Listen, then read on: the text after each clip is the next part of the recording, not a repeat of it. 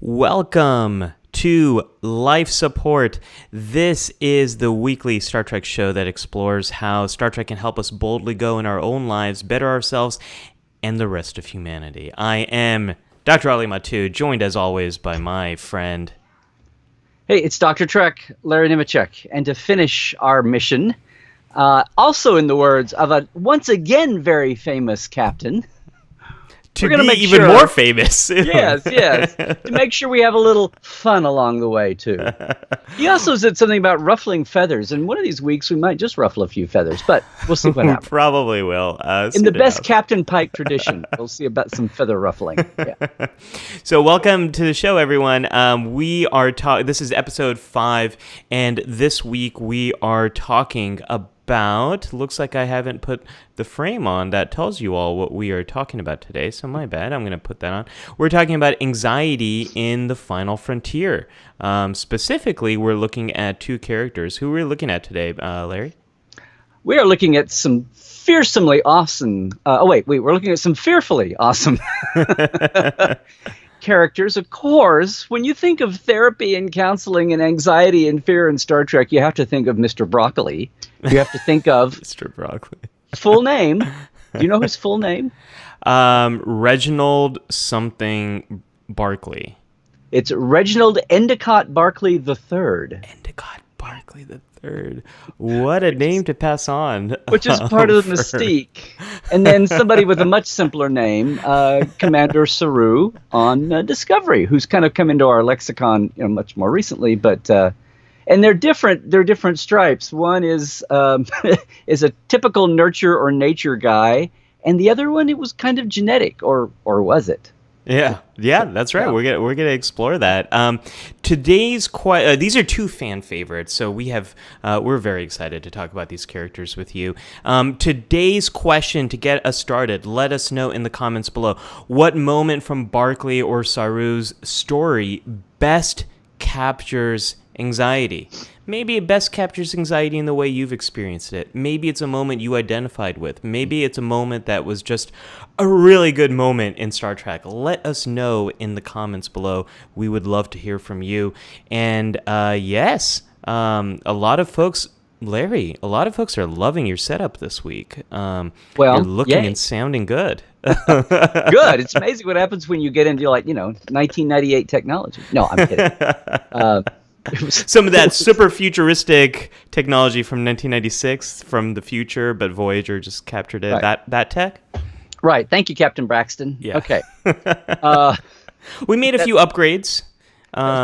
Yes, we have made a few upgrades. Yeah, Some of you may have even caught our upgrade test over the week. We did a small test on Wednesday night on Twitch. I hear we were big on Twitch, Ali. Yeah.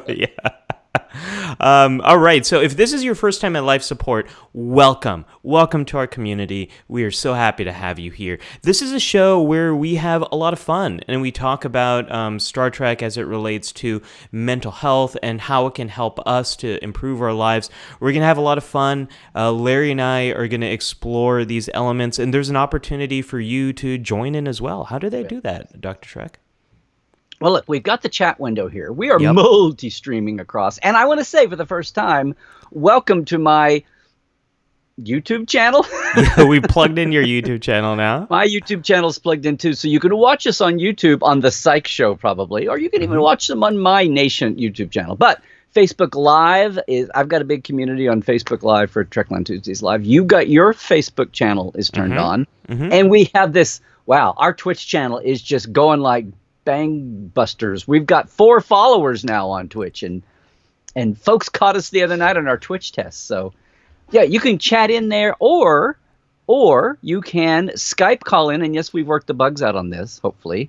You can Skype us, as you see there, on Life Support Live host.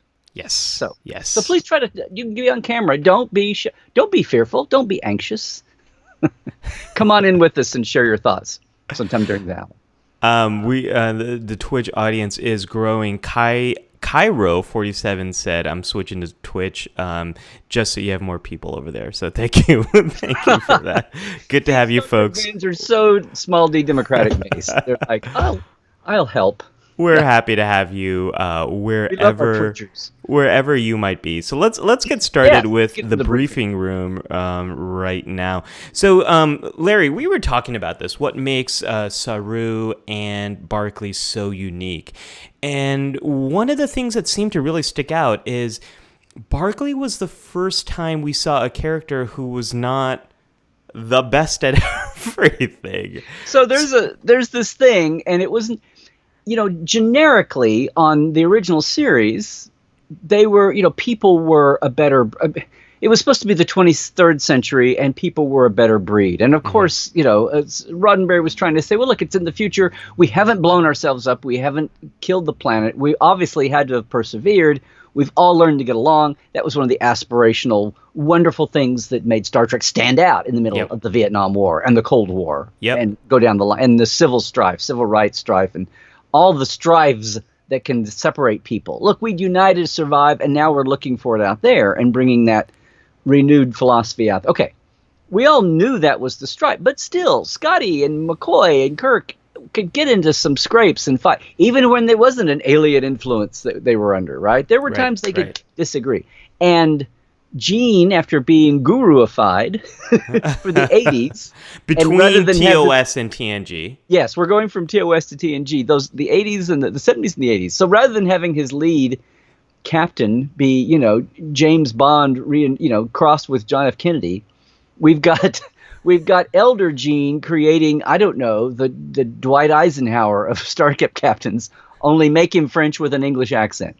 So everything is a little more studied and refined, but Gene has said he doubles down even more on this, the perfect humans meme, which drove writers up the wall, and it took 2 or 3 or 4 years to get what that meant. And, drama, and because writers say, I'm writing, drama is about conflict. How can you do drama if you don't have, your wackadoodle, as Maury Hurley said, your wackadoodle sci-fi ideas are one thing, but we're trying to do a TV show here, But that heightened sense of perfect humans, it was hard to find it, but you would do it. So, but against all of that, here comes Reginald Endicott Barclay III. It's like a lightning bolt, because here's a guy who is anxious and stutters and stammers and has all kinds of brilliant guy.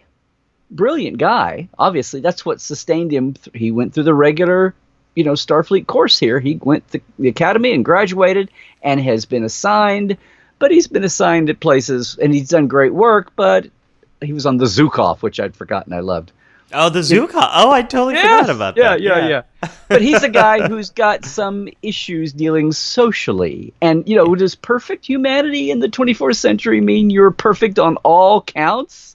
Is there no room for the brilliant, odd genius? Whatever. Yeah. That's so. As a kid, and that's what that posed. Hollow Pursuits was his debut in the 3rd season, and boy, did we get introduced to Barclay.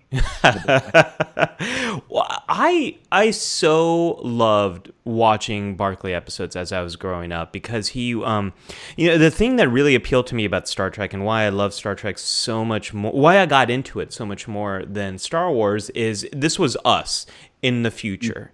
And characters like Barclay I could identify with them. The rest of the crew, they were the ones who I wanted to be like. They were the aspirational goals, which I feel like a lot of TNG is. TNG is this aspirational goal.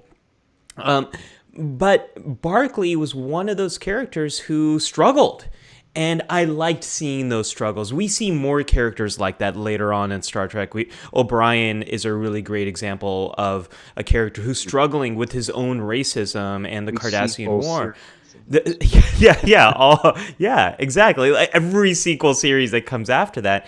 And there was a character who struggled with his own xenophobia with the Romulans in TOS. I'm blanking on the characters. Yes. Yes. We had seen troubled people along. Well, we obviously they had Badmirals early on. We had Ben Finney who spiraled down. He pulled a Raffi. He had one bad moment. Well, Raffi didn't have a bad moment. She'd had a troubled life, but she was holding it together. Ben Finney, remember, hid out in the pod. Yes. And let himself be presumed dead to get back. It was a vindictive. It was a vengeance thing of getting back at Kirk for being on report one time when they were younger, and he festers on it for 15, 20 years.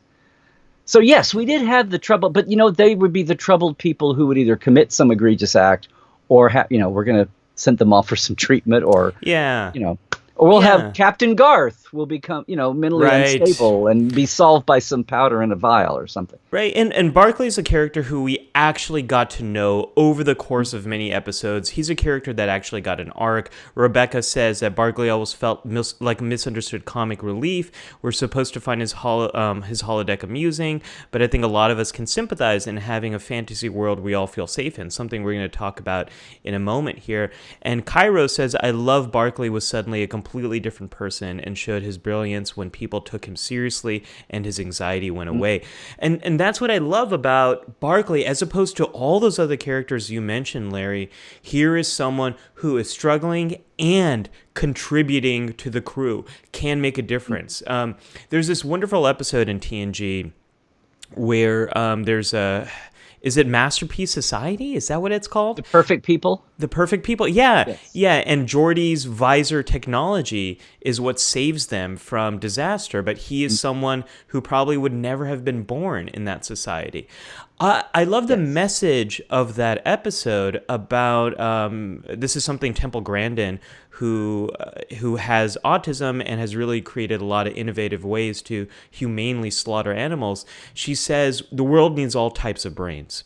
And I think Star Trek has really embraced that in many ways, until Barclay, though, it never really embraced that as it relates to mental health. And that is the big difference I think Barclay made, and really set the stage for characters who also struggled in their own way. You don't have to be a perfect human to be in the 21st century. You do need to aspire towards growth, though. And we see that in all these characters that struggle. They're struggling and they're aspiring to be better. I love that. Yeah, but I mean, you mentioned this the other day when we were planning, but I'd never thought about that. But Barclay really was, structurally for Star Trek anyway, was the break that was the foundational character that allowed us to, I don't want to say had a flood of broken people who were still heroic, but he kind of set the mold for that, because then after that we have people. I was just thinking we have people like Ensign Rowe, who had a troubled past and still had a lot to contribute and was very heroic, but had their demons, as it were. And then you just get into all the other, DS9 and Voyager and I heard a little thing called Discovery. And Discovery. So that brings us to Saru, which we should talk about. Also been a fan favorite. I know in the comments there's been a lot of love towards Barclay, and there's a little bit more complex feelings towards Saru. On Discovery, for fans of Discovery, Saru does seem to be a fan favorite. Acted by Larry, help me out here. Doug Jones. Who is... The great Doug Jones. Great Doug Jones.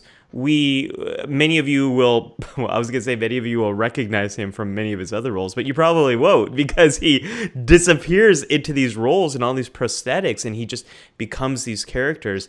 I have really loved Saru for similar reasons, and yet I've also been frustrated by Saru and where he went. But let's talk about Saru a little bit, Larry. How did this character is so different than all the other characters we see on that bridge as well, in a similar way as Barclay is? Good thing there, Ali, since that was kind of his role in the show.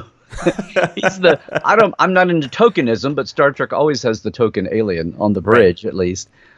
And yeah, that was Saru. And, it's like with everything else of Star Trek. And whatever you thought of Discovery, I just want to say this. I think Saru is like a lightning rod for the Discovery cast. I think with all the Sturm and Drang around, with all the controversy around Discovery and the pitched battles and the troubled history that it had, and it's much now grounded better. I'm excited to see what they do with the new season, if we ever get to see it.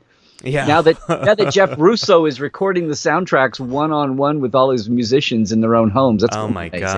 Oh my gosh. But I think out of all of that, of Discovery's history that we'll always look back on, I think Saru was one of the unifying points that people weren't. I think people can't help but be intrigued. Once the creatives go to the trouble to design a backstory and design a new alien culture, because we can't have a token alien on a new show's bridge without it being a new invented culture. Like, oh, look, it's Denobulans.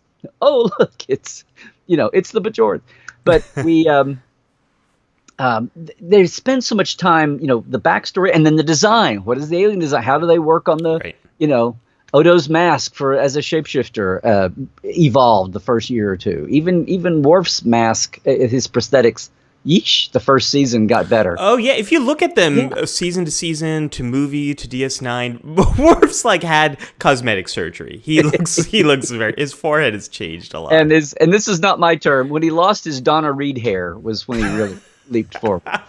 That was Mike Westmore's or Renee. Anyway, what I'm saying about Saru is, it's almost like people will pick apart any other Star Trek aspect, but if someone goes to trouble to invent a new culture, a new species, and then individualize that in a character, that we're going to get a lot of screen time on, because that's the Star Trek role of the outsider looking at humanity, right? The commenter, the commentarian, the the contrary commentarian, and I think people, Saru was always kind of a unifying point. People could say, well, at least, I think most people would say, well, I don't like a lot about Discovery, but I love Saru. And he had such a different kind of alien. Like, he almost looked like he was an action figure of plastic parts put together. Right. But the compelling thing in all those early promos, when they would run his token line about my species senses death. It's like, that's what we do. We're not into logic. We're not into war. We're not into being blue-blooded. We sense fear and death. And that was like, whoa. That was an instant, invite for people to be intrigued. And it's been evolved. And we finally got to see his people and his planet in the short treks, and as they evolved his arc. But what I've heard, what's been intriguing me, and it's been compelling. And then, so that's his frame, that all of the drama that we see with all the other characters and the plot, and brother, has there been a lot of it, we see it reflected through his eyes, right? And his reflection, his reaction to it. And you were very intriguing to me, talking about your big disappointment here lately. Yeah. So I'll get into the mental health side of this in the counselor's log in a little bit. But one thing that I loved about season 1 Saru, and in the short trek, I love his short trek. I love the story with his family, and this idea of a character that is biologically wired and evolved to experience anxiety in a heightened way. I think it's been such a wonderful parallel to those of us who, for one reason or another, might experience highly intense physical symptoms of anxiety. Some of us are born with the volume turned up on anxiety. We're just genetically wired to experience more of it. And for those of us, I think Saru has been this wonderful parallel of, hey, look, you might be wired to experience the world in a slightly different way. And here are all of the ways in which you can make such a big difference because you have this completely different view. Like, I loved that idea, that parallel with Saru. With Barclay, I always feel like Barclay is a great parallel to the more analytic aspects of anxiety, where you get lost in worries and thoughts and how do people think of me and what's going to happen. And Saru has been so much the physical side of fear and experiencing the world in a very heightened way. My frustrations with Saru going into season 3 is he evolved into a character who now seems to be fearless, and I like what he had to go through, and he had to overcome this thing that his culture just feared because of the conflict on his planet and all of that backstory. I love that. But he seems to have turned into this fearless character, and that is just far less compelling and interesting to me. And I also think for those of us who might have struggled with anxiety, or who do struggle with anxiety, who connected with Saru for that reason, well, where does that leave us? Because we can't just go through this metamorphosis and change like that. If it's any comfort, I would say we're not Kelpians. Right. And Saru is not human. So on one hand, our experience and our attraction to a character in a drama, in a TV show, even Star Trek, which is way above mere television, our attraction to a character doesn't mean like we're one for one. I would hope. I mean, having some help, we have a Venn diagram here of what we like about that character. And if something we appreciate, or if something, the richness of the texture of what we gravitate to, if that radically shifts in a way, then yeah, it can be, now I feel like I'm diagnosing. It can be upsetting. Help me, Dr. Trek. Help me with my... You're my only hope. Ooh, we're in trouble. By the way, if I didn't say it up front, you got Dr. Trek here and Dr. Ali, and what's best of all, one of us is actually a real doctor. But, but what I'm saying here it might be hard to figure out who's whom during our at moments like this. Depends on what you're after. What are you hanging your shingle over? No, what I'm trying to say here is, yes, if what initially attracted you to a character has shifted significantly. Here's the thing, though. Discovery and Saru are very much an unfinished book right now. Right. Yeah, and absolutely. what just struck me, I hadn't even thought about this, but this is why collaboration is so important, people, within a pandemic or not. There was a time when the character of another famous Star Trek commentator alien, a 5-letter word starting with S, let's say, when Spock lost his human side, when Spock went to be all emotion, basically talking about his revival in the Search for Spock. And we saw the art, and then he came, Spock was human, half human, but he was trying to suppress the human. That was his whole, he was actually giving us, we thought we were watching a Vulcan every week. We were watching a half human, half Vulcan. Yes. Tuvok was our first real Vulcan, and Sarek and all of that, right? Yep. And then we get the trauma of the motion picture, and then the Wrath of Khan, and then the Search for Spock, and then he swung the other way where he's trying to be all logic all the time and totally purge his human side, not just get away from it, but purge it. And there was a very sterile Spock there for a while, right? Until McCoy and Kirk and Adventure kind of pulled him back from that. But what you're saying about Saru, in the moment, we just had a very traumatic life event. I mean, my God, Saru, look, we're sitting here talking about Saru as an example of fear and anxiety, and I want to see what everybody thinks about this in the chat. I'm behind on my chatting, guys. So the chat is firing at full cylinders. But let me make this point here, because you just inspired in me. Yeah. We're catching Saru mid-stride, and the very thing that you might have thought you identified with him, it might be a temporary, I don't say temporary, but it might be just, we're going to see what happens now. He may be like a Spock, and his pendulum swings may settle out into a new normal, but they'll still retain a lot. There may still be ways for fear to creep in, because not only has Saru, revolutionized his own character, he's revolutionized their whole friggin' society. Yeah, and Night Angel DK said Saru's kind of defeated death. It might give a person too much confidence, which I really do identify with this comment. I'm someone who grew up with a massive amount of social anxiety.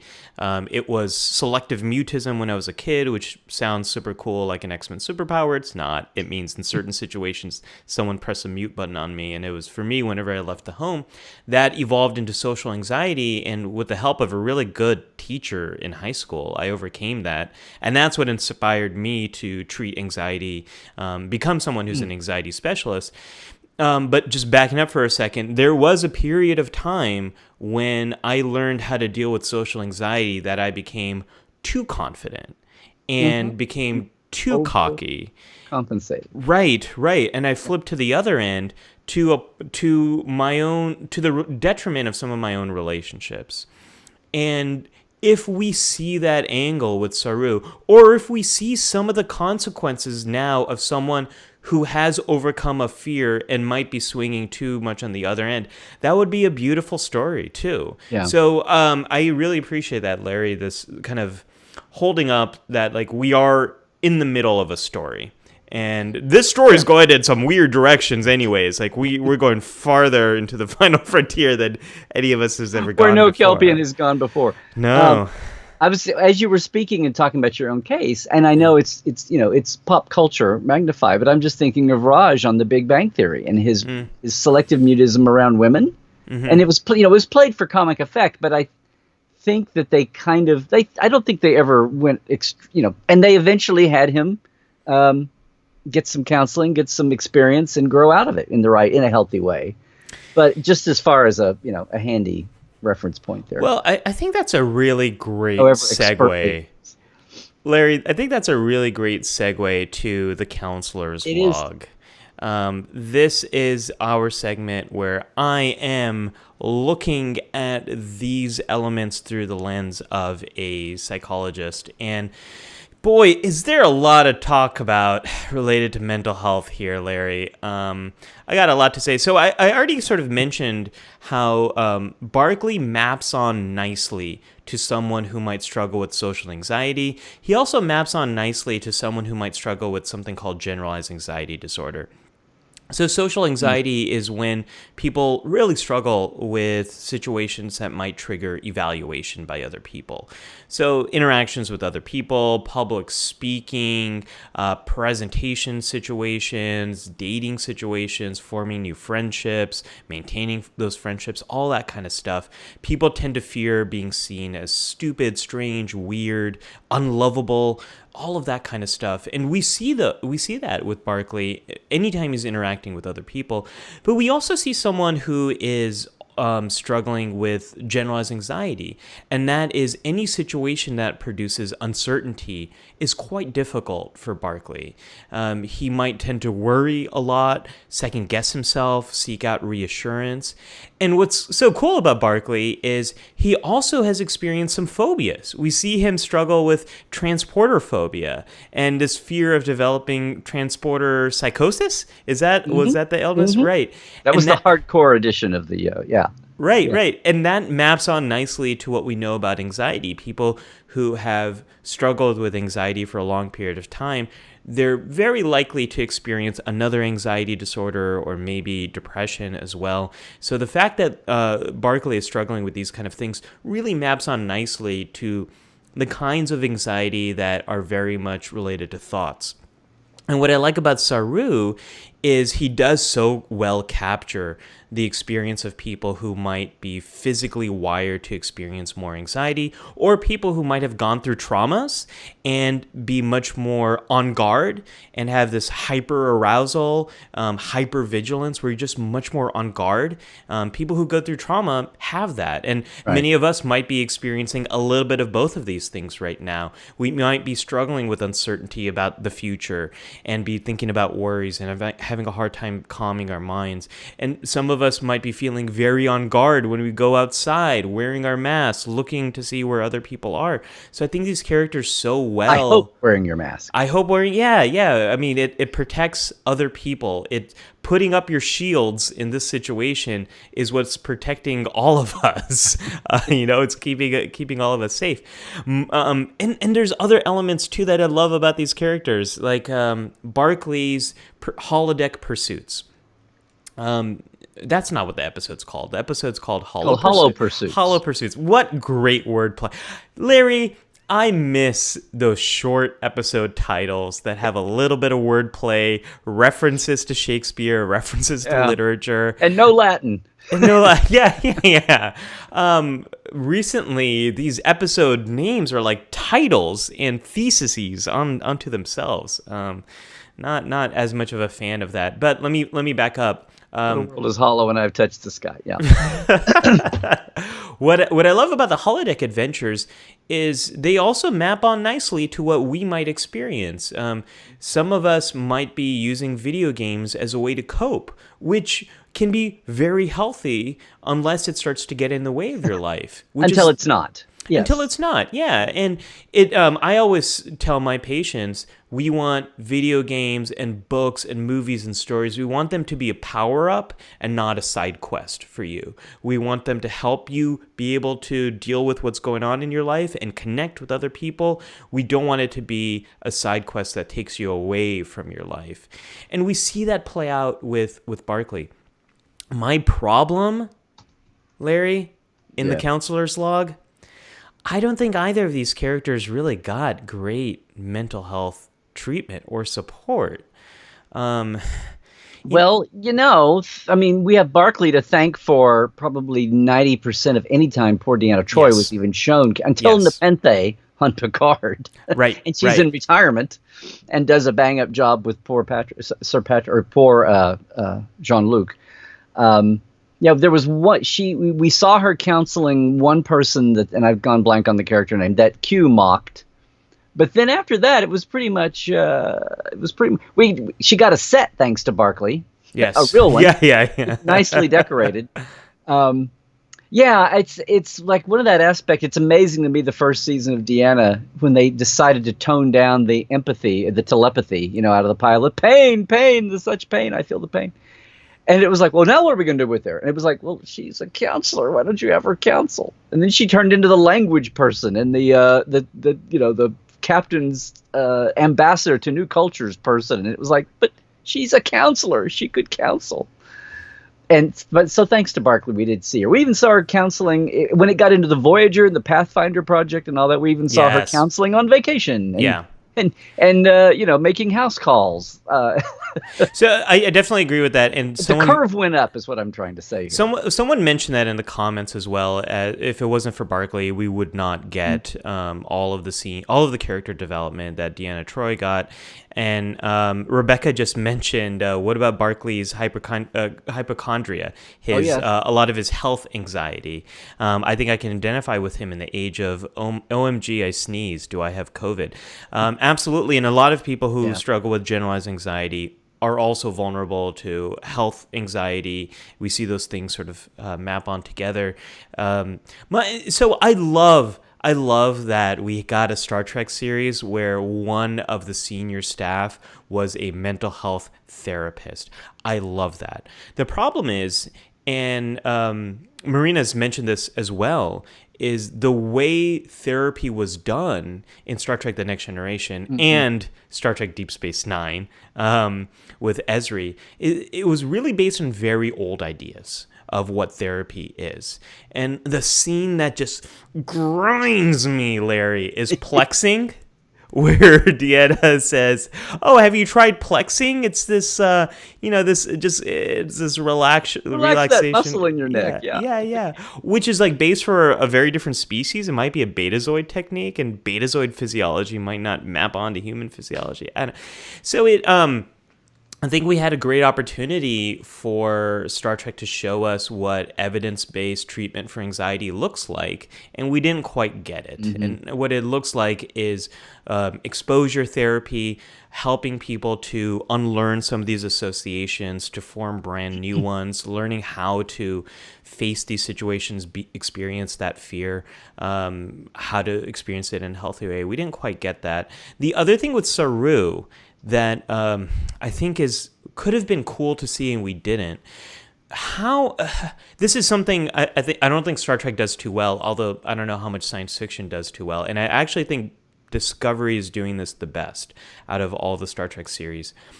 How do you get these different species who come from different climates and different environments and have differently wired nervous systems? How do you get them to all interact in the same climate? So the Discovery Enterprise, Defiant, Voyager. You talking about physical climate? You talking about the environmental system? Or are you talking about a metaphorical? Oh, okay. No, quite literally the environmental systems. The life support systems, Larry. If you will. Yeah. Environmental engineering, but I like you. Yes, the life support. They all like Cardassians want the rooms colder. Yes. All of that down that line. Vulcans want it hotter.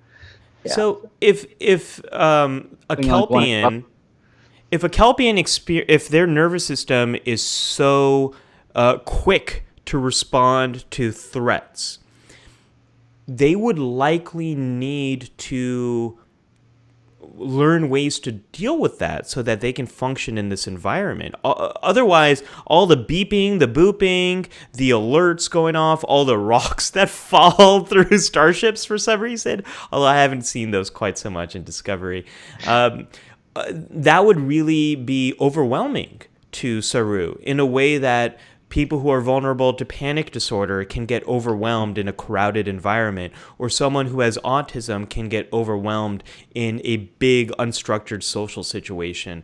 So I would have loved to see Saru see some of the skills that he might use to help himself cope by being on the bridge, or maybe he's prescribed medication that brings his nervous system down to a level that allows him to interact in this environment. It seems like the environment is built for humans in Star Trek, and we don't see how other aliens cope. Although in Discovery we do see some aliens wearing those things, and there was that alien in The Next Generation who had a gas. They were benzites. We saw benzites. A couple of them. Yeah, Yes. yeah. That was just a breathing and now I've gone blank on her. It was the character of Nan, but she was a benzite too. Yes. Yes. And had her breathing Don't make this harder than it is, Larry. She was yeah. We are getting a lot of love for Barclay when he returns to Earth and those scenes with Troy on Voyager. I think those are some wonderful scenes of Well, it was a great case, a rare case of a character across all the series. And let's not forget First Contact and another aspect of fear and anxiety, even in what ought to be a positive vein.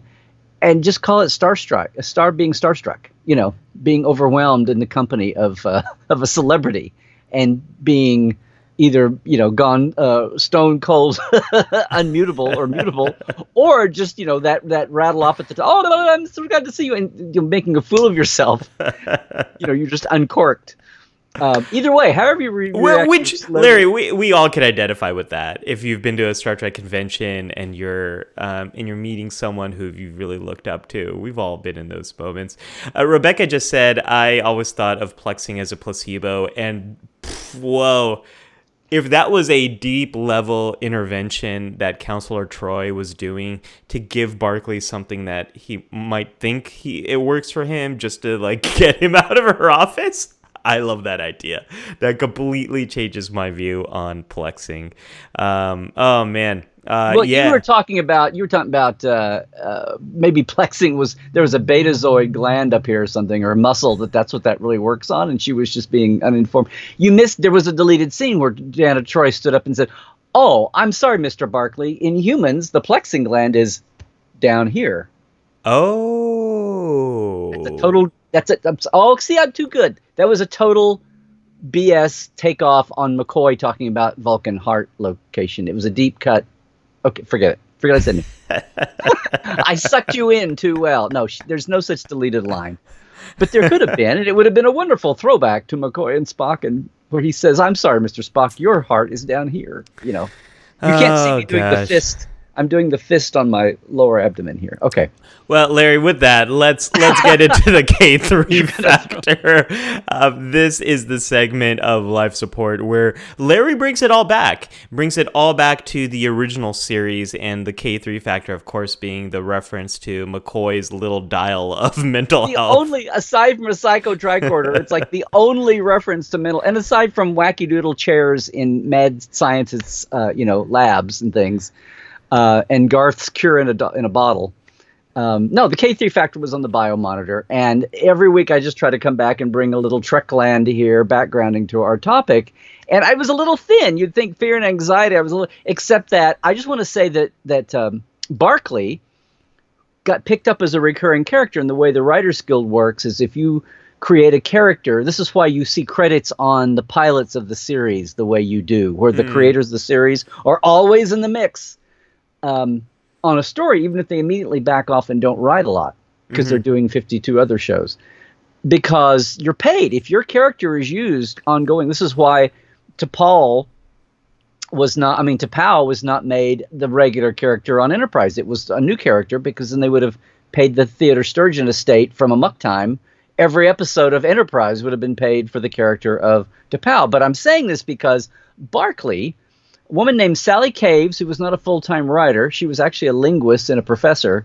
She created the character of Barclay, and it was and Dwight Schultz is so incredible. Oh yeah.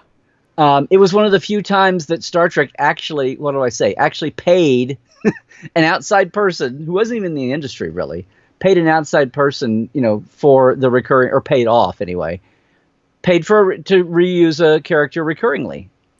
And there's no record that she had a big, Wait, really? A big record. Yes. Wow. That No, wait. What are you relaying here? The fact that, The first time we had a recurring character like that. well, I'm not. I don't know if it was the first time, but sitting here thinking about it, it's like the big because usually showrunners and their staffs will reserve the right to. I mean, people pitch stories all the time, especially back when they had the open policy, and they had 26 shows a year to fill. And people, if somebody was saying, and this could be a recurring character, it would always, unless it was somebody on staff or a friend of somebody on staff, it was always like, no, thank you. We'll create something different and go with it or something. But they didn't want to be beheld to be, again, like I said, with T'Pol and T'Pau, they didn't want to be beholden to paying some outsider who knew what Star Trek would do 100 years from now. And are we going to be stuck paying for this character for forever?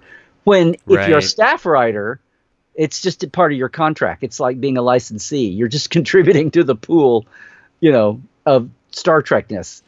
So Sally Caves wrote Hollow Pursuits, and she, it was one of the few times that a character, he's not regular, but he's recurring. I mean, like O'Brien, you could say, was in the pilot of Next Generation, used years later, and Ensign Rowe was a creation of, I want to say, Michael Piller.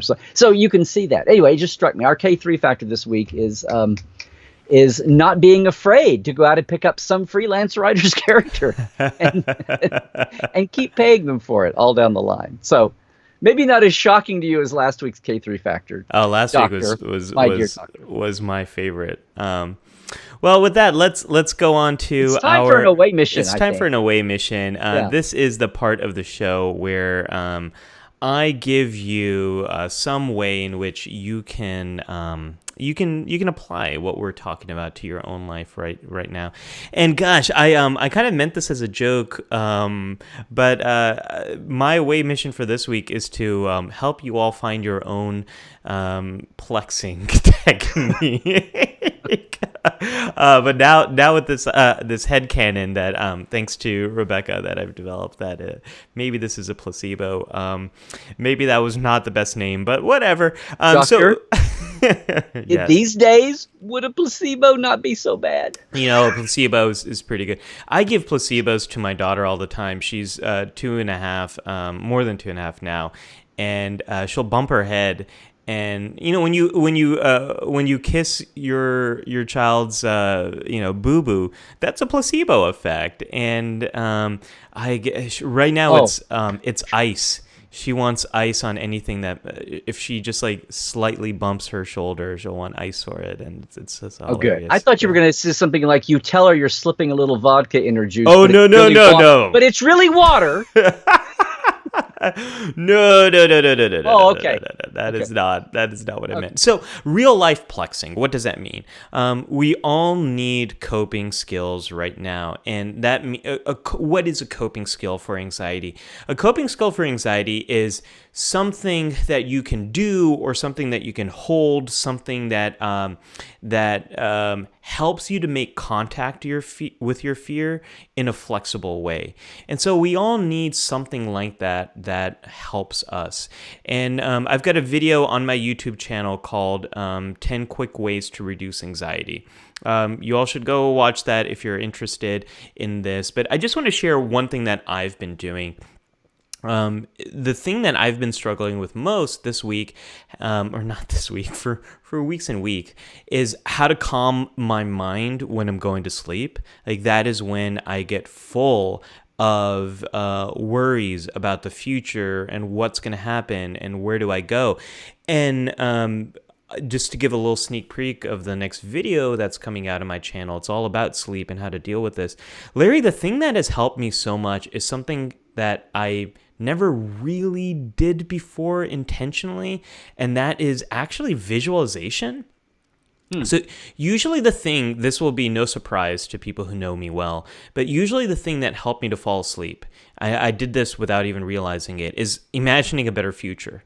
Who would have thought the thing that helps a Star Trek fan fall asleep is imagining a better future? For decades, that's what I've done. But with this pandemic, it's been very hard for me to do that, just because the future is so uncertain. It's all of us are living in the undiscovered country right now. It's all this uncertain future. Just here's my prognosis for you. Yeah. Just think of these times when your normal thinking of a positive future doesn't cut it for you at night. Just think of these times not as a standalone Star Trek, but as a serialized Star Trek. Huh. And each episode is not going to be an end all. Think of it as you're in for the long 10-episode arc. Larry, you're on fire today. Dr. Trek is bringing it home. I love that idea because that idea helps me to think of Saru and Discovery and all of that. I have been doing time travel. So instead of thinking about the best, a positive future, what has helped me so much is to think of a moment from my past that makes me feel so happy and good. And the trick to doing good visualization, like imagination is the next best thing to reality. Humans are so good at imagining different things. And the trick to really making it work is a lot of sensory details. Any sounds or images or the feeling of touching different things or textures and smells. 3D holography. Well, yeah, if we had it, gosh, that would really solve a lot of insomnia problems. For me, this sounds corny, but the thing that helps me to fall asleep is thinking about my wedding day, honestly. It went really well. And I think about the music. I actually listened to some of the songs that were played. I can look at some of the images. I think about there was this moment when my whole wedding party, we were walking through this park in New York, and we all got popsicles. And we all ate popsicles, and I love that moment. Me and my closest friends, we were all together having popsicles. I get into that zone, and the more I'm able to latch onto those details, it helps me to just fall asleep and calm myself. So we all need a little plexing. So watch that video, 10 quick ways to reduce your anxiety, on my YouTube channel, and think about what is one thing that helps you to make contact with the kind of situations that you want to be in. And that is real life plexing. That is a real life coping skill. I'm such a Midwesterner, Southerner. All I could think of you telling that story was, oh my God, I hope you weren't wearing white tuxes. No, we were wearing gray suits. Okay, I forget what color shirts we were wearing. Probably white. I was just seeing your popsicles dripping all over your wedding gear. They were. They were definitely dripping. But and you on going, what were you thinking? No. My best man was making sure everyone was all clean. So thank you for that, Lowen. Thank you for keeping us all clean. And with that, we're gonna close up the away mission and head into my favorite segment, the hailing frequencies. We're gonna open up. Bleep there, we need a little yeah. We're opening up those hailing frequencies. Someone mentioned earlier. We've had. I just want to say, Dr. Ali, I guess I told someone this must be a very intense topic for you because I think it was our friend and would-be Skype caller Dan said, I guess this is the episode of Life Sport where our comments are less discussed by our pair of hosts. Time to throw these guys out and get some new hosts. Yeah. Only 5 episodes in, and we're already being replaced. They forgot. It's not. This is an episode where I've got a lot of strong feelings. I mean, anxiety is what I do, what I've lived. It's my thing. But this is what hailing frequencies is for. Especially, So if you'd like to talk to us on Skype, send us a message at Life Support Host. That'll get you to us, or let us know in the comments too. Hey, I want to talk. This is my Skype username, and we'll get you on the show. But this is also a time where you can appear on the show if you want to appear, or we're going to take comments and kind of focus on some of this discussion. I'm scrolling back in the chat anyway. Did you do a little cue? I was just saying, you said you could appear in the show, and all I thought it was like, yes, it's a Q flash. That was the official name in scripts, by the way. And now a Q flash. Oh, really? It was called a Q flash. That's what it was called. The visual effects guys would call it. Well, now here's where we stuck in a Q flash because it was that, thing. I'm just looking at some of our past chats and some of them from earlier on. So, Cairo47, I like the name. Yeah. Said, I think Doug Jones, this is another example of what an astute actor Doug Jones is. Kairos47 says, I think Doug Jones said that Saru went on to the extreme of no fear in basically the enthusiasm, right, of having lost it and he'll come back to a healthy, quote unquote, amount of fear in season 3. He won't go off on a tear, which just to me just shows what a brilliant actor Doug Jones is, that he had the foresight to agree with us today. Yeah. Way ahead of time. Yeah. Libby and Jared have mentioned COVID dreams are really a thing. Ooh, so that is absolutely true. There's two things happening right now. Your dreams are sort of one way in which your mind is just kind of working through the memories and thoughts of the day and combining them with the past and doing all sorts of things. And some people would completely disagree with that and say we have no idea why we dream. And, that's true as well. So dreams are a weird thing. But two things are happening. One is so many of our thoughts are about this pandemic. So that's being reflected in our dreams. The other thing is a lot of us have disrupted sleep right now. So we're having a hard time sleeping through the night.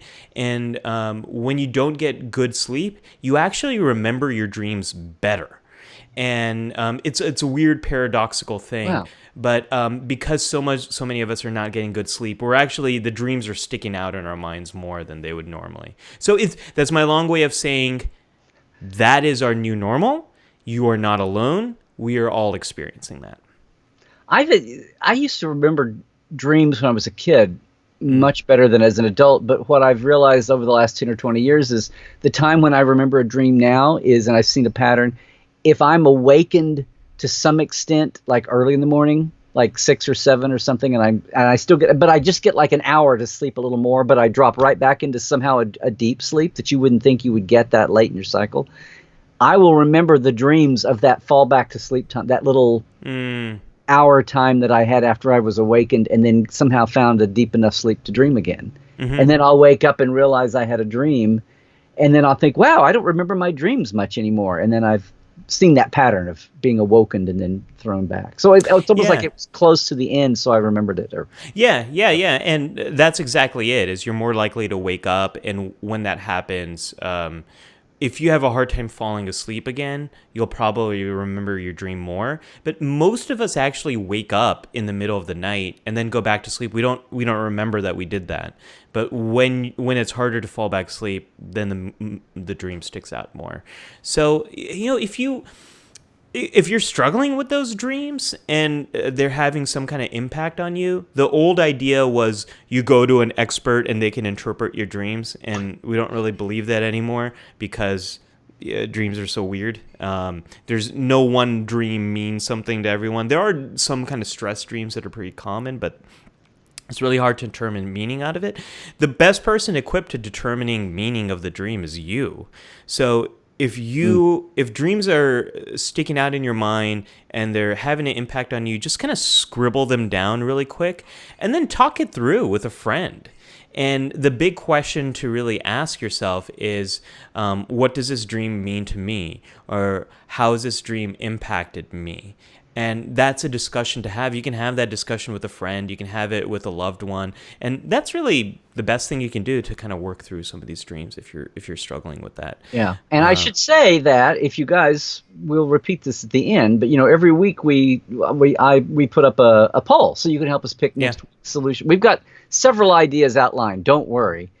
But we put up 3 or 4 each week on our Facebook page. And if you're not there, please go and, when we're done, go and like our Facebook page, Life Support Live. There's a poll there every week. And then on my personal Twitter, Larry Nemecek, and my, what's that other thing now? Instagram, Larry Nemecek's Trekland. I'll run the same poll there. But we put up at least 3 options to vote. And sleep has very much come to prior conversations here. And it's been one of our topics in the hopper, as it were, for the last few weeks. So if you want to, we some of this talk about sleep and dreams, maybe, or dreams deserves its own topic. I don't know. Yeah, we'll get to this. We'll focus on this in one of these upcoming weeks. Clayton has a great comment here that I think I can shed some light on. Clayton asks, I'm just annoyed that my dreams keep using imagery from my 80s high school time. I'm 57, so you think my brain would use better, more up-to-date settings.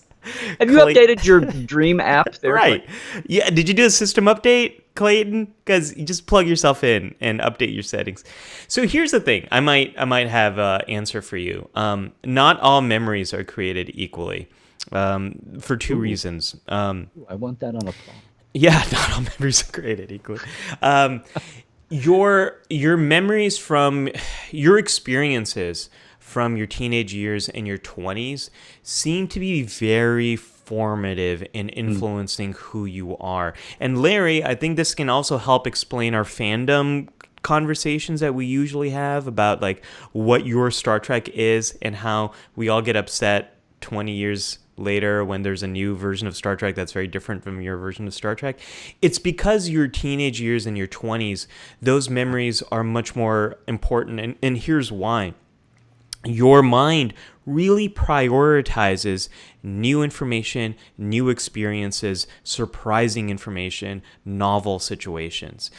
And when we are in our teenage years and our 20s, we are more going through new experiences than we do in our 30s, 40s, 50s, and beyond. This is also why our perception of time changes, Larry. I don't know if you've noticed this, but when you were a kid, summer vacation felt like forever. And now, years can kind of go like this. And now in the pandemic... A Q-flash. The Q, yeah, whoosh, yeah.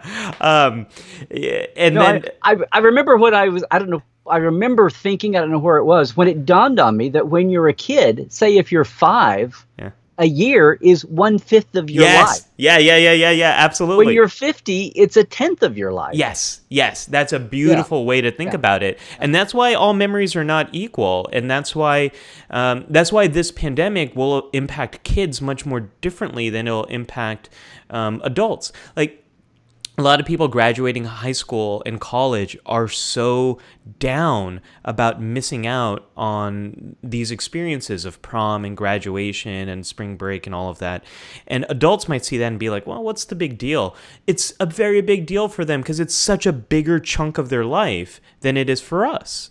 And it's also a part of their life that'll never come back. So but you're saying for us survivors, at one point when something big, when our initial take on our introduction to Star Trek, among other things. Yeah. At the time when we did, if we were a kid, it was a huge chunk. There was a lot less of life to have crowded it out. And now we at least carry the emotion attached to it. Even if Star Trek is still, well, maybe it is 1/5 of our world or 1/2 our world. But the initial, the greeting point or whatever you call it. Yes. The emotion tied to that is as big, even if it's not taking up the core in our brain, the memory space. The emotion space is still as big as it ever was. Yeah, absolutely. That's exactly what I'm saying. It's a convoluted way of maybe getting. Yeah, your values, your ideals, your expectations, they're far more crystallized in your teenage years and your 20s, and those memories are just more. One of my favorite academic terms, salient. They stick out more. So that's what's happening with those dreams. I really love Jared's comment here. When this is all done and life with the new normal has begun, there should be a life support live weekend retreat at a Hampton Inn somewhere. At a Hampton Inn? Okay. Hey, I'm all for that. Larry, I'd love to host the. I got to do a shout out to I'm going to just start calling. I've known Dan often by distance for a long time, but I have to call him our would-be Skyper Dan, who pointed out and corrected me, and thank you. Nan was a Barzan, not a Benzite. She was a Barzan, like the Barzan wormhole bidding folks. Bhavani. Yay, Larry. Premier Bhavani. But there was a Benzite throwback after the two you saw early. The same actor played them in something Push, I think. Alan Push or something. Anyway, the two you saw, one with Wes and one later that was the arrogant one. There was a runabout pilot on DS9 that died when it was like the red shirt of the runabout crew. Everyone else is on the planet and the runabout gets zapped, I think. Anyway, there was a throwback Benzite. But anyway, thank you, Dan, for keeping me up on my B aliens there. Yeah, and Dan, I think it's the same. Dan's also mentioned we might have a latency issue. Larry, we just can't win. We change a couple of things and something happens. So thanks to a few people who have mentioned that, some audio, video stuff. We'll work on it. We'll see if we can improve that for next week, and we'll probably have a whole new problem that that you can all experience next week. So we're working on it slowly but surely. It's just Larry and I doing this. We would love to have someone Especially else. when we don't have a Skype. When somebody said, "Are we having a big delay between your frame and my frame on the Yeah. output?" Oh, Yeah, which is a new problem for us. We haven't had that never syncing issue, and we didn't have that sinking problem on. feeling maybe, but not a sinking issue.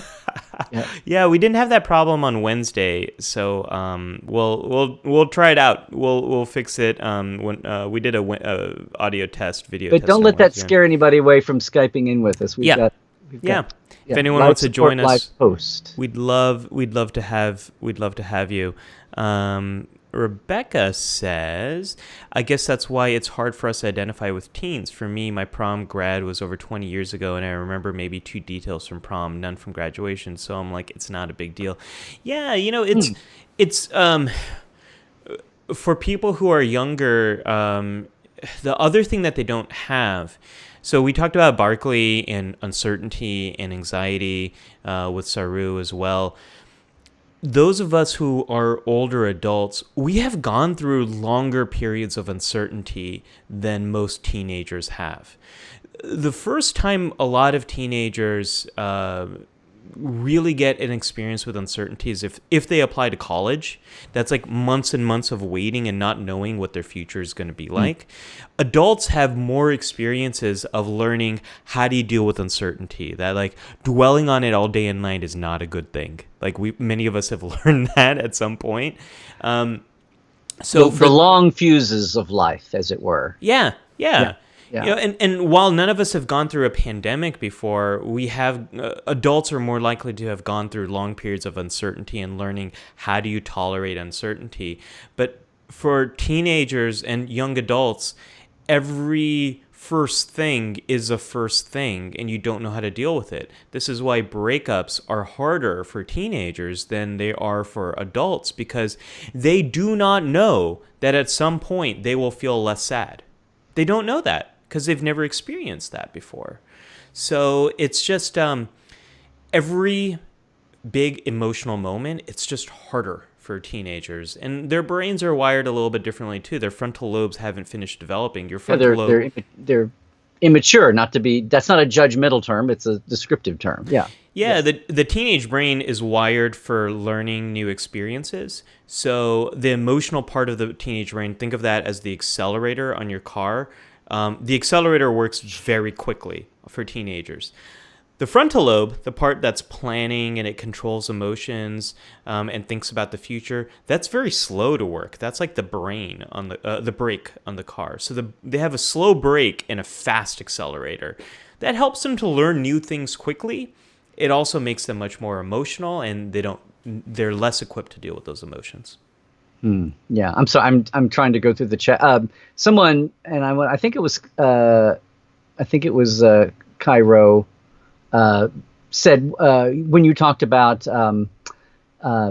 exposure as a therapy, talked about O'Brien talking about his spider Christina to get over his fear of spiders. Brian had a spot. I don't remember this at all, Larry. It's a 30-second scene as a tag with a Barclay episode, I think, in a Next Gen. When O'Brien was allowed to be young and foolish and an undeveloped character, and things like playing a cello popped in, Huh. Brian, really?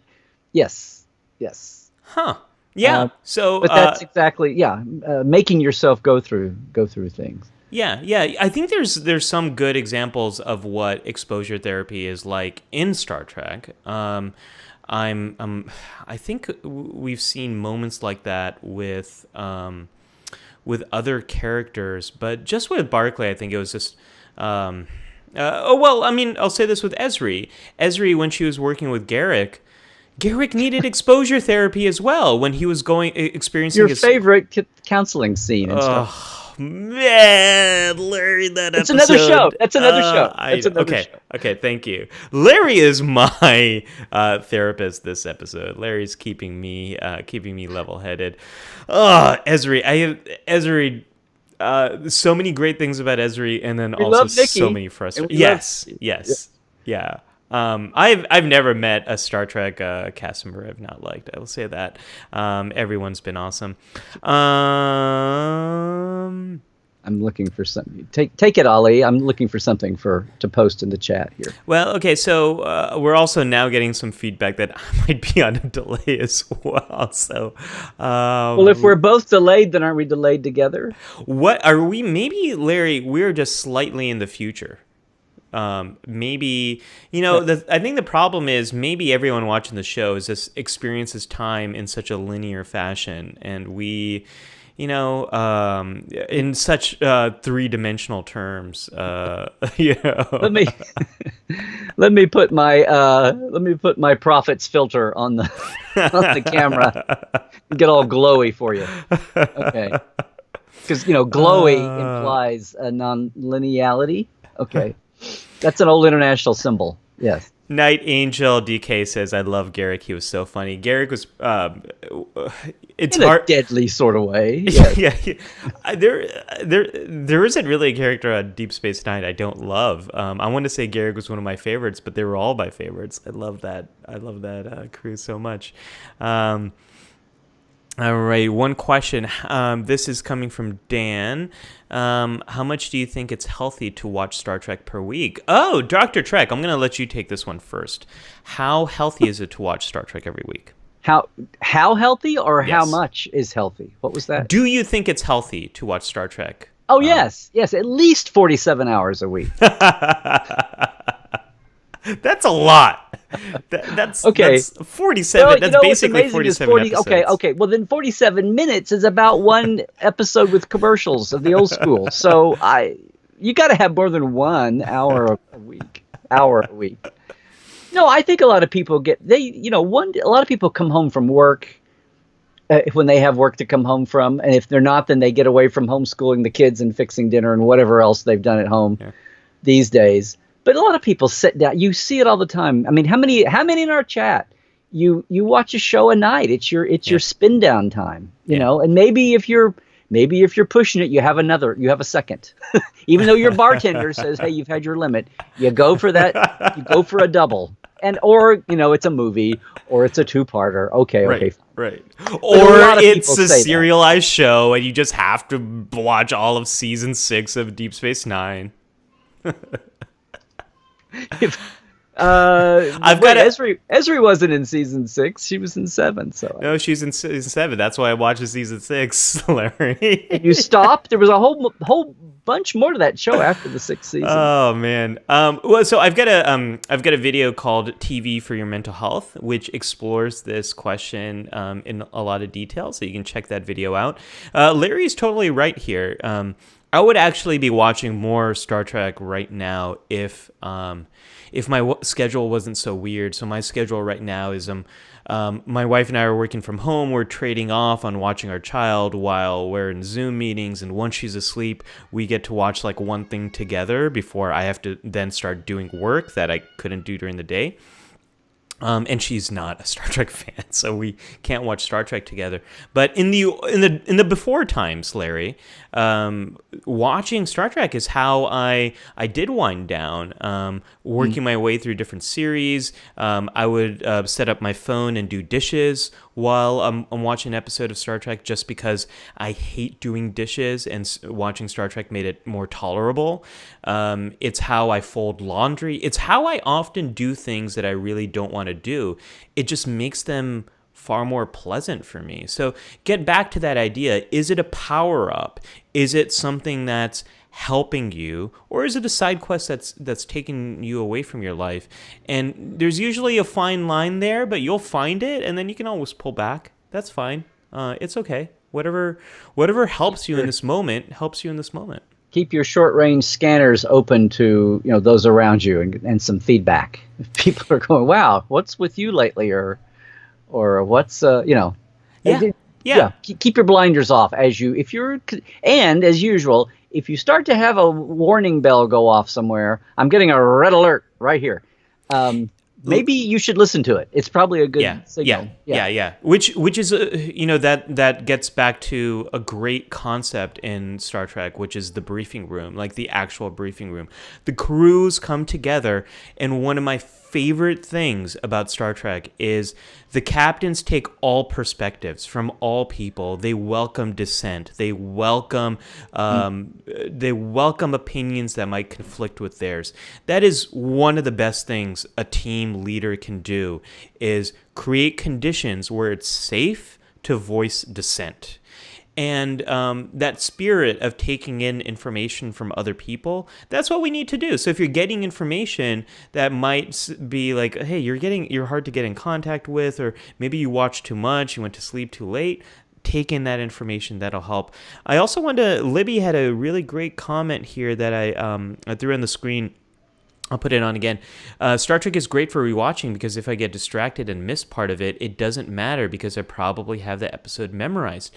100%. We tend to enjoy stories that we've already seen or read. So if you read a book again, or you're listening to music you already know, or a show you already know, you experience it and enjoy it better usually than you did the first time around. For one of those reasons, you know what to expect, and if you miss some, that's fine. Star Trek is great to watch when your mind is very distracted because you probably know these episodes and characters very well. Mm-hmm, mm-hmm. Which is why, a first-time watch is so distressing. It's almost like we want a new Star Trek. Be careful what you wish for, Lieutenant. You may get it. Oh man, Libby also says D29 is my comfort watch. I think she probably meant Deep Space Nine. And Rebecca says, if I'm not watching, I'm usually reading the novels or fanfic or comments or writing my own fanfic. I usually get surety if I don't have TNG in my daily life. Maybe that was a surly. I usually get surly if I don't have TNG in my daily life. There's so much wonderful stuff to explore. I really loved the Star Trek comics, and especially the Star Trek crossover with Doctor Who. I had a ton of fun reading that. Larry, I don't know if you ever checked that out. I never. I'm not a big comics guy, and for years the comics were so disposable. And they were. But I met you at a Comic-Con, Larry. It's kind of hard not to meet people at a San Diego. I mean, come on. But but no, the crossover's a lot of fun. It's like the crossovers, especially the comics, are like legitimized crazy fan fiction. I mean, they crossed over Star Trek with Doctor Who, and the X-Men and the Ninja Turtles. Yes, the X-Men. That was one of my first comics that I bought, was a Star Trek X-Men crossover in the early 90s. Oh, has it been that long? Jesus, it's been, that was a while back. Things got crazy in the 90s. It was like, anything for ratings. If you buy this comic, will you come over and watch Star Trek? Please, please, please. Yeah. I'm just trying to catch up on our chat here. So I hope, people are still reporting. Is the audio still, are we still in? There's, okay. I think there's still some sync stuff. We'll work on it. Rislin53 on Twitch says, not to get off topic, but relevant to binge watching sci-fi, I found myself binging Babylon 5 the other day. Larry, did you ever watch Babylon 5? I'm just coming up the wet blanket today on these. I know I didn't. I started in and I kind of watched it go by, and I've met a lot of the actors, and a couple of the Trek creative people. Alan Kobayashi was in the art department.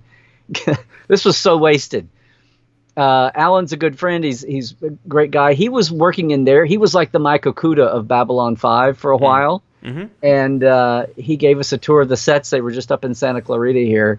And I was walking through, and about halfway through, I thought, I'm looking at these going, like, I don't watch this show. It's not like emotionally resonating about being all analytical and comparing them to Trek and all that. And halfway through, I'm like, there are about 47 million Babylon 5 fans who would kill me. Yeah. Why is he getting a tour and he doesn't care? And I would love to see this. So that's been although I've appreciated the act and the arcs and what JMS did with the show, and the fact that it was so sole point of view of one writer. It was kind of revolutionary that way. Yeah. And of course the big DS9 Babylon 5. And there was a great Babylon 5 DS9 softball game of the crews. No. Shirts. And I want to say it was like, and they in Babylon 5 won, and they did T-shirts that said something like Babylon 9 Deep Space 4 or something, and it was cute with the score, you know. That's I love that happened. That's like a bonus K3 factor for you. I right? know we get that makes it K6. We've had now two of them. Tim says classic Star Trek like TOS and TNG is good for inspiration and lifting your spirits, not like the new iteration, which is just too dark and downbeat. So I mean, Tim, I'm gonna quote J.J. Abrams here and say you're right. And so is anyone who loves the new iteration. Like it's, we all can love and not like whatever version of Star Trek you like and dislike. That's a beauty of Star Trek. There's over 400 hours of it. So take what you like, take what helps you. And I will say, I actually, a friend of mine, Ryan, who was here last week and started talking about how much he thinks Tom Paris is the greatest of all time in the comment section. But Ryan got me into watching Farscape, which I had never seen before. And I was watching that in the lead up to this pandemic. And after the pandemic, Farscape is just... It's not a good one for me to watch because I haven't seen it before. The episodes are new. I have to really focus, and it's a little bit darker than Star Trek is for me. So for me, Farscape has not been a good one to watch right now, and I'm going back to the kind of stuff that it just makes me feel good. And that's okay. At a different time and a different era, these different versions of the stories that you're into, they might work better for you, and different versions might not work well for you, and that's totally okay. This is a big fandom. People can have differing opinions. I got another quickie fix. Yeah. Just watch the finales of the season of all the new series. Of all the series, just watch the finale? Especially Discovery. Discovery is all about going from the darkness to the light. So just watch the light shows. Just watch the light at the end of the tunnel. Just watch the two-parters of the finale. This person is on fire today with the Star Trek therapy. Got your diagnoses right here. Yeah. Oh, you're so the right. Trek doctor is in. If you just watched the finale of season 1 and 2 of Discovery, it's quite a fun ride that ends on a great note. You got your inspirational captain speeches. You know, Yes. You got victory at the end, not dark, dark days. Yeah. Because, I mean, this is a whole topic, but I've said this on Trekland Tuesdays Live. What we have to get used to is if it's going to be serialized and if it's only going to be 10 or 12 or 13 episodes, and they say each episode is like a chapter, take them at their word and think when you get all upset about the tone or the events in one episode, just think what you would do if you actually sat and watched like only one block between commercials of a classic episode, or you only watched one chapter of a movie on DVD on the chapter index. And then you went away for a week and came back to what, you know, you'd be all dwelling on that. Now, it's an hour versus 10 minutes or 8 minutes, but thematically, structurally in a story, that's what they're going for. So, you know, don't let yourself get all wound up about this expanded 10-minute section into an hour, because that's structurally, that's what it is. And they're going to, there will be as many, I've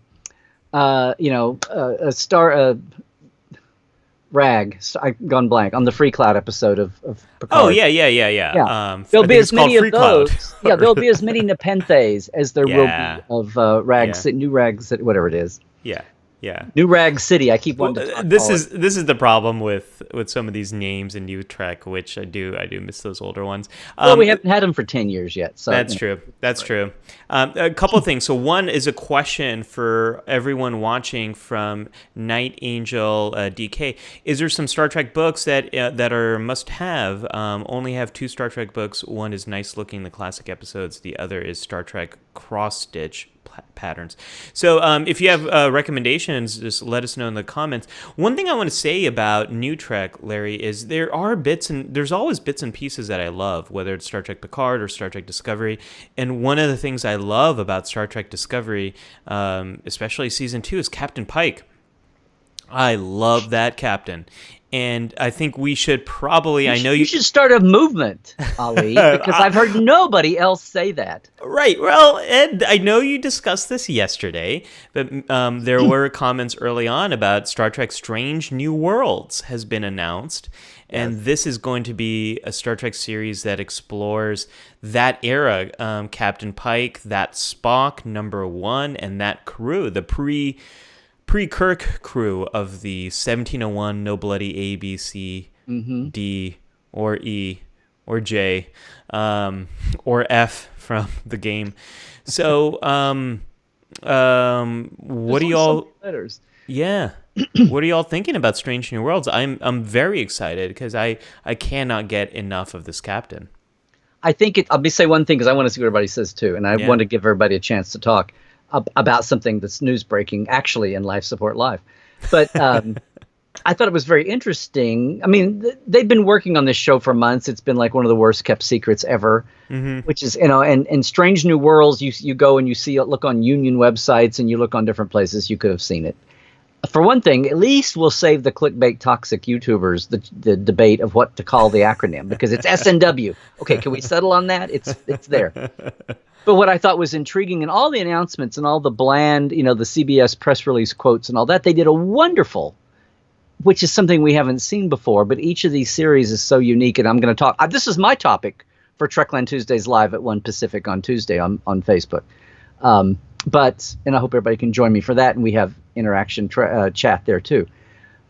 But they did a video of the 3 leads, just, they're all at home in lockdown, but they all did one of the, and Ensign Mount said something that was not contained in all the bland CBS boilerplate, where he basically looks at the camera, and it's like he's using code. It's like, hey, Trek fans, I'm using code words now. You know what I mean? He says, yes, and we're all looking. It sounds very, on the nose here, very corporate, but he says yes, and we're all looking forward to getting back to work and bringing you some classic Star Trek that is uplifting and optimistic. And I was like, that was like screaming at me, hey guys, no more dark. We were gonna do traditional Star Trek standalone show, or mostly standalone, maybe some running. All Star Treks had running arcs, but the heavily serialized things that you're lost if you missed an episode.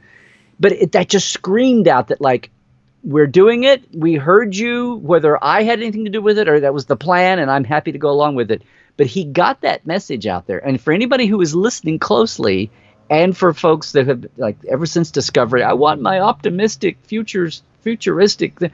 I think that's what we're going to get with Strange. Yeah, absolutely. I think that's what those characters just exude that optimism about the future. And I know, Larry, you and I have slightly differing opinions, but I love that bridge. I love that bridge of the Enterprise. It's pretty. It's beautiful. It's beautiful. I want to hang out there. Look, I mean, nothing can replace the original series bridge from the original series. This is a different take, and I love it. It's beautiful. I want to share some of these comments for recommendations for books. Death in Winter, post-Nemesis TNG novel by Rebecca. Imzadi by Peter David. Jared is recommending here. Dan also recommends, I don't know if you heard about this, Larry, but there's a guy, Larry Nemecek, doing a great show about books on Fridays, so we can check that out as well. He beat me to it. I was going to say, if you'll notice, all these book recommendations are like they're fiction. Yes. Some of us want our meat and potatoes Trek as just cool on the either making of or canon Bibles and technical journals. Jared also says anything with Peter David's name on the spine is a good one. So lots of great recommendations coming in through the comments. Thank you, everyone who is recommending that. And gosh, Larry, lots of love here coming in for Captain Pike. I'm more excited about Strange New Worlds than I have been since Enterprise. A lot of folks are very excited for this series, and I cannot wait Here's another recommendation from Clayton. My favorite fiction Trek books are How Much for Just the Planet and The Final Reflection by John Ford. One is funny and the Marx Brothers, and one is a Klingon epic. Who can say no to a Klingon epic? So we're getting some great recommendations here. K-Rod, or Cairo, I'm sorry, 47, Cairo, I'm sorry, getting my streams crossed here. I'm very interested in how they'll write the Spock #1 dynamic, as Spock took over the cold, unemotional role they originally had intended for #1. Yeah, Larry, that's going to be very interesting to see how those two characters get fleshed out and how that dynamic's going to play out. I don't know what folks thought of the short trek that was Spock and #1 trapped in a turbo lift, but I think we get a taste there of what their dynamic's going to be. And this Spock is a very I don't know if they set the show there, and do we know that yet, Larry? Where in the timeline Strange New Worlds is going to be set? Is it the beginning of their mission or Discovery or well, later? This is what I was saying on that quickie flash that I did Friday afternoon. So canonically, we know that Pike had the Enterprise from 2250 to 2265-ish when we know Kirk was there. So 14, 15 years. And the Telosian incident was 2254. So he'd been captain for about 4 years, enough to get world weary.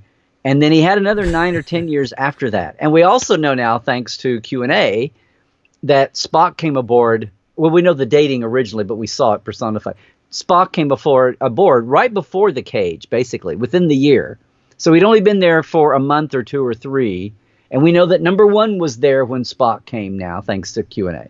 So whether they set these, I'm like, well, there's 4 years one way, there's 9 or 10 years the other way. They'll probably put it in the post-Telosian Pike years, and then the Discovery year happens about 2257.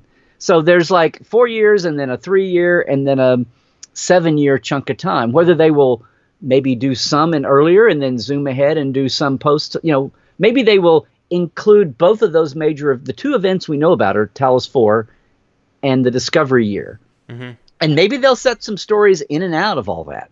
In order. Well, and we have an end point. There is a point where Pike sort of faces his ultimate destiny there, and that will presumably be the end of the show. I don't know how many seasons we're going to get of this.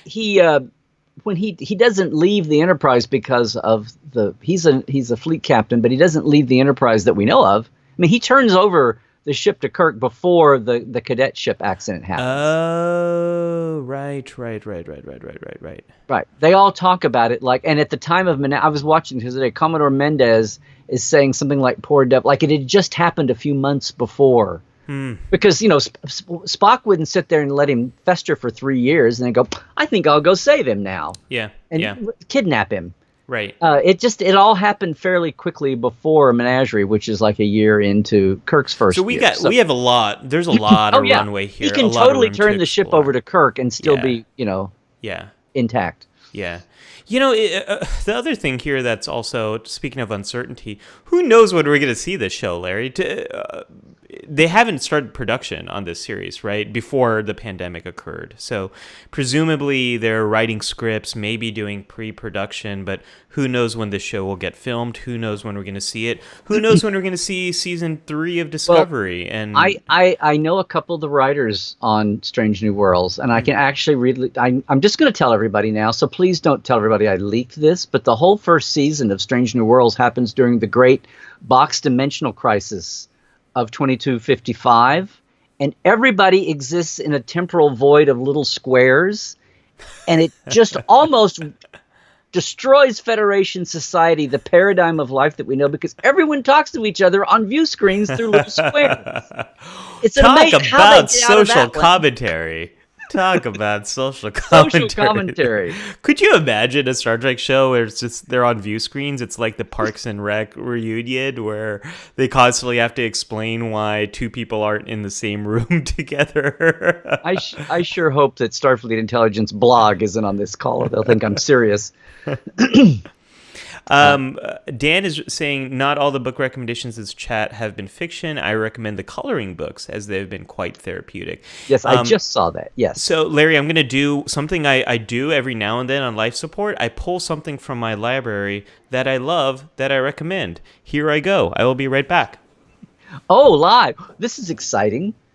Something that I would recommend. Something that is my favorite is this right over here. This is my original Star Trek The Next Generation technical manual.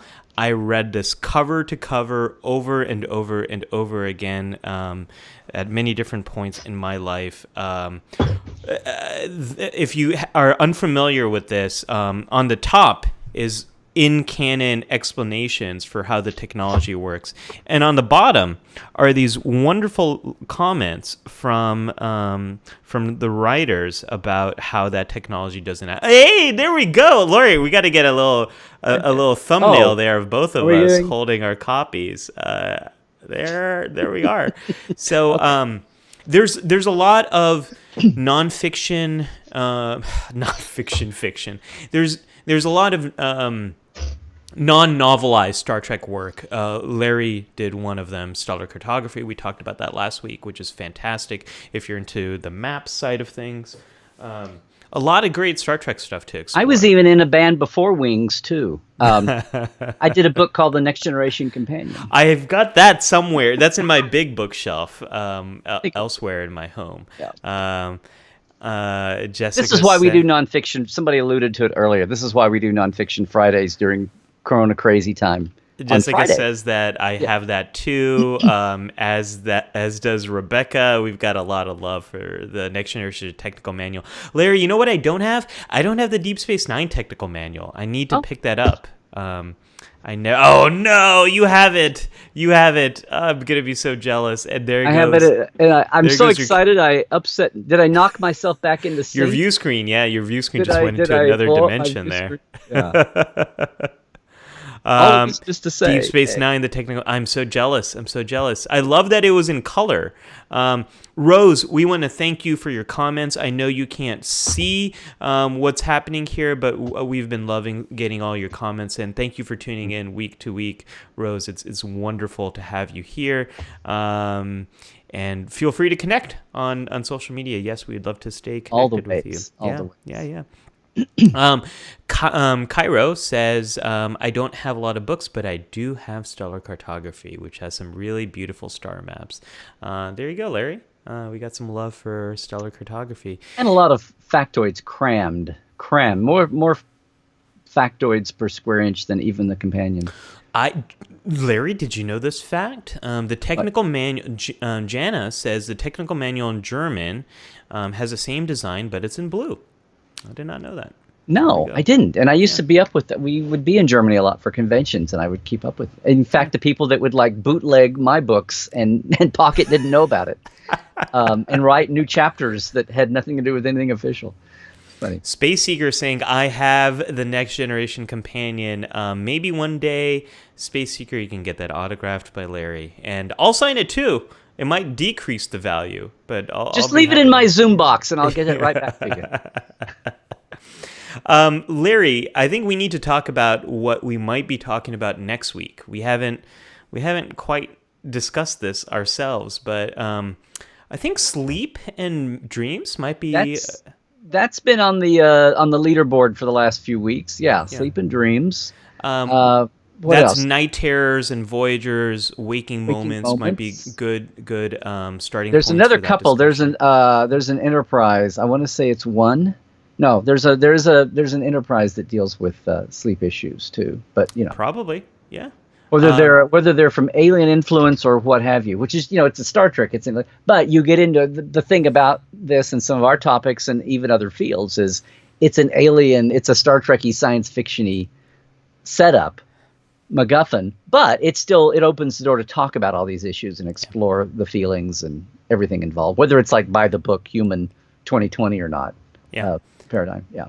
And then we have the Star Trek fandom talking about the good, bad, and ugly side of Star Trek fandom. That's been on our agenda for a while as well.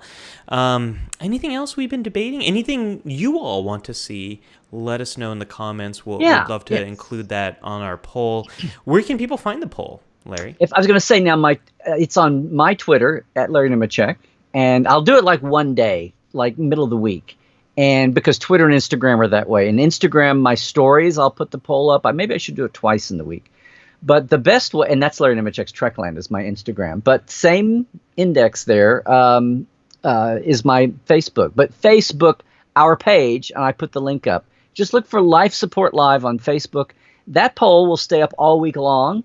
And the Facebook poll, we'll put 2 or 3 ideas in there. Yep. It's open where you can insert your own choice. And maybe you can start a movement and get some votes and get on the board. At least get on our radar screens, and we'll think about it, because we're totally open to hearing what everybody wants to hear.